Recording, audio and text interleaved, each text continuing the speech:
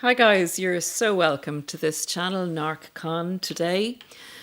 Today I would like to dive straight into the topic of the video, and it relates to familiar or familial spiritual energy and the narcissist.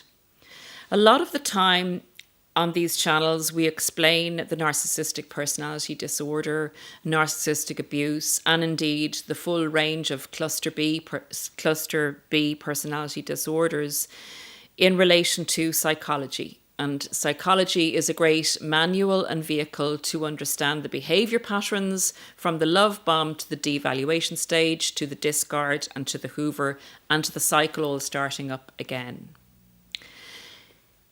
Sometimes it's just not enough to understand what happens to us from a psychology point of view. And a lot of us, after we experience this energy that goes along with this personality disorder, a lot of us reach for the spiritual understanding because it actually becomes the only thing that makes sense to us and the only thing that can explain the need for help in order to overcome what we've been through in these type of relationships. So without being fearful of it, I'd like to give you a viewpoint on it that I hope would help. I know it helped me, and I know that this situation comes up a lot in coaching where people have this experience, become aware of it. A lot of people don't fight against it, they embrace it, and it helps them overcome what they've experienced with a narcissist and actually really grow as a person. So if you're open to hearing about this, sit back and let me know your thoughts and what you've experienced in this particular realm. So there's narcissistic energy, and in general, narcissistic energy is a destructive energy. It's a bad energy. It's an energy that seeks out to overcome and destroy in order to help that person feel better about themselves. So going back to energies in the world, even if you don't have a spiritual viewpoint or you don't believe in God or whatever energy, whatever religion, whatever religious beliefs there are out there, there is good and bad energy, and that's kind of something that everybody is able to accept. So putting that aside, let's take a very simplistic view of your birth, where you land in the world, what part of the world you land in, into what family you land in or not into a family, the mother you were born of, the people that surround you at the time of your childhood, the economic situation or the social situation you're born into. Are you born into peace times or war times? All these things affect the child, particularly up to the age of 7. And after that, it's a different development stage. But without labouring the point, we form an identity, we form an idea of who we are in that particular background into which we were born. And that's our family. That's our family experience. That's the way we first experience love. It's the way we first experience abuse. And it's the way we first experience an idea of other people's idea of who we are. And we gradually grow our own idea, but it's very much influenced and based on what we absorb as a child and what amount of love or not love we're given. And in general, some people can be very, very well loved and grow up in that manner. Some people can be very abused and grow up in that manner. And some people, and in general, will have a bit of both. Will have a bit of an idea of what it feels like to be loved, and will have an idea of what it feels like to be wounded. And that may be just that they weren't praised enough, that they weren't paid enough attention to, that they weren't made feel that they were good enough. So there's always something that we will leave our childhood with. And It's a conundrum that we're not able to solve as a child because we don't have the cognitive ability to do so, or we don't have the power or the control or the space or the attention of others to sort this out. So it's a kind of a question that's put on the back burner. It's what we call a childhood wound, or the wounded child, and we go forward into life and we go and learn and study and work and have families and do whatever we have to do in the normal trajectory of life. But oftentimes, the spirit, the energy that we were brought up in, we will unconsciously seek out in adult life. And it's my belief that it's a familiar spirit that comes to us, or a familial spirit that comes to us. And we engage with that spirit because we feel at home with it, because the way it's loving us, and that's often in the narcissist, the way it's loving us is a way we identify with subconsciously from our childhood. Now, that's not always apparent. The narcissist will come and praise you and adore you and do whatever it has to suck you in and make you trust this person before you start to get devalued. But I'm guessing that you recognized in the devaluation that the narcissist put you through, that it felt very familiar to the spirit that you experienced in your childhood. And it is perhaps a reason that you stayed with the narcissist, because in adult life, we feel if we can work this out, if we can make this relationship work, then we can prove that we are actually good enough, or that whatever the niggle was from our childhood, whatever part of us hadn't been fully, what I always say, cooked or finished off, whatever 25% we just needed to complete, whatever 25% of comfort and love we didn't receive as a child, we perceived we were going to receive in the narcissist.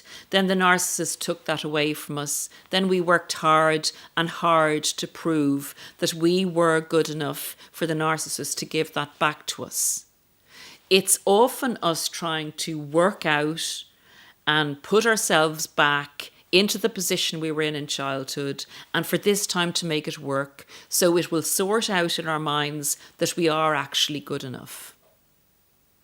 And here's the conundrum. We can go from relationship to relationship to relationship that has a familiar spirit attached to us in a narcissistic individual. And we can be very attracted to that energy because it feels like love and it feels like home. We can seek out and try and solve our subconscious, unconscious wounds, wounded child that we carry within, and each time keep trying to love the person more, to close that wound and make ourselves receive the love that we didn't get for whatever reason and in whatever form that we didn't get as a child. But basically what we're doing here is we're looking for love by giving love. And there is an element of codependency about this, but I believe it's not so much codependency as seeking completion from childhood. I don't believe it's something that you can carry through your life without being able to heal it, being able to cure it, if you understand what's actually happening to you with this familiar spirit that seems to cling on to you as you go through life, and in a way to bring you down and to stop you in your purpose. You were born as an innocent child, and if you happen to suffer abuse as an innocent child and go on into adult life and attract that same energy, I believe it'll happen again and again and again until you stop it. the first way of stopping that is to understand your attraction to the energy. And the second way is to say, this is akin to putting my finger in the fire, getting a burn and thinking, that hurt and I won't do that again. But another fire comes along, another narcissist, and you put your finger in the fire again, and this time your finger gets sizzled and it's so painful you could lose your finger. And at this stage you kind of go, I'm going to have to stop doing this. This is actually, I could lose my hand if I keep putting my finger in the fire just to see what happens. I'm attracted to this fire. This fire is not good for me. It's when we stop and take a look at what we're doing and understand that this, what I call evil, bad, familiar energy that didn't serve us well as a child, when that comes back to basically haunt us in adult life, if we don't understand it and recognize it for exactly what it is, then we're going to continue to get burnt. We try and heal the lack of love that was given to us, or the feeling that we just weren't good enough, that, you know, we were different from everybody else and we needed to try to conform because being different was bad. Whatever it is, or whatever it was in your childhood that you didn't get, or that abuse you received, that you try and put right in adult relationships, is not going to work if you're attracted to the same energy that you were born into, basically. So it's the recognition of this, and the recognition that when the narcissist dumps you and tries to inflict a further childhood wound or an adult wound on top of the childhood wound to finish you off, to actually make you believe, this is what I believe is spiritual, that you have a purpose in life, that you have something to achieve in life, that you were an innocent child and you've decided not to live your life in narcissistic energy, but to live your life in a purposeful way. And you keep floundering because this energy is chasing you.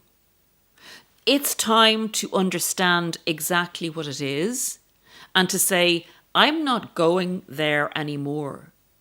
I will love people, but I need to love myself first, and to recognize that I didn't get everything that I was perhaps, could have gotten as a child. And it perhaps wasn't the fault of the people or the family I was born into, because perhaps they suffered just like me when they were children. But it has to stop, because if you go through your life trying to solve the issues of your childhood by attracting the same energy without labouring the point, by continually having toxic relationships to bring those wounds up, to try and solve them within the relationship, your life purpose is never going to get started. It's going to be a spiral of cycles that you go in just like a narcissist goes in. Never-ending cycles of highs and lows and love and pain and feeling not good enough and self-sabotaging, giving in to addictions, and never just saying, sit still for a moment. Be with this for a moment. Stay in the energy you want to stay in. Be the person you want to be. Understand that no other person can give you the missing part of yourself. Being with a narcissist can show you the missing part of yourself if you do the work on yourself post-narcissistic abuse. If you can grieve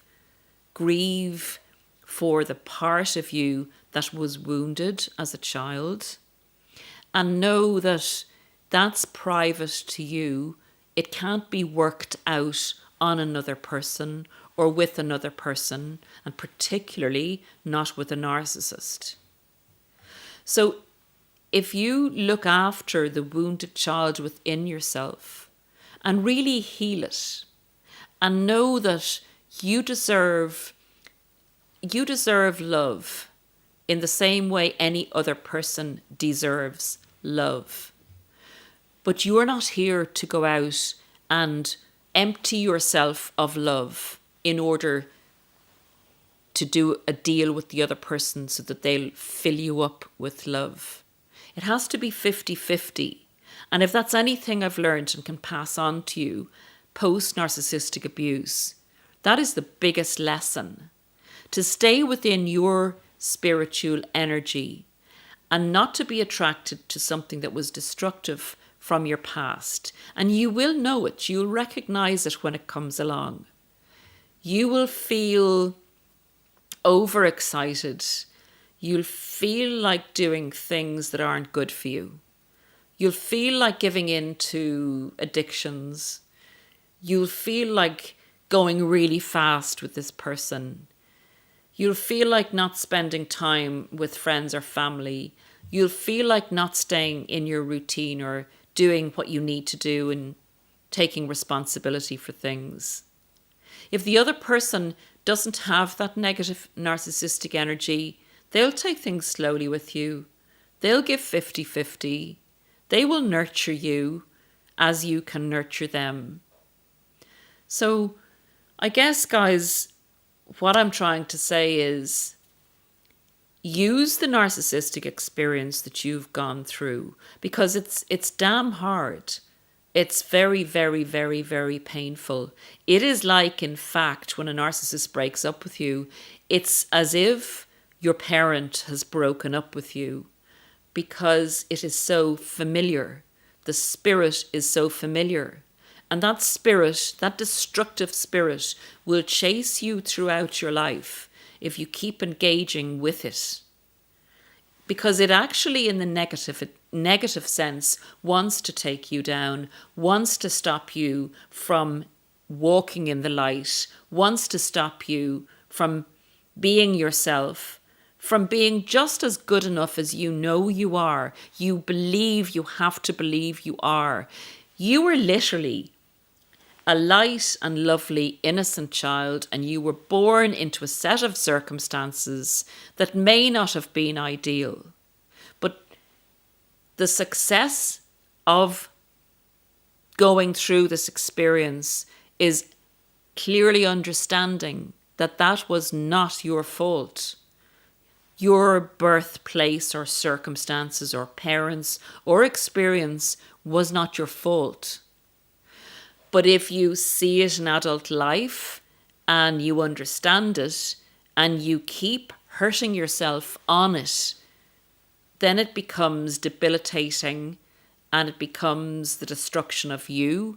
And in the end, that spirit, that bad spirit, that dark spirit wins. So try and fight it. Try and fight it and stay in the light.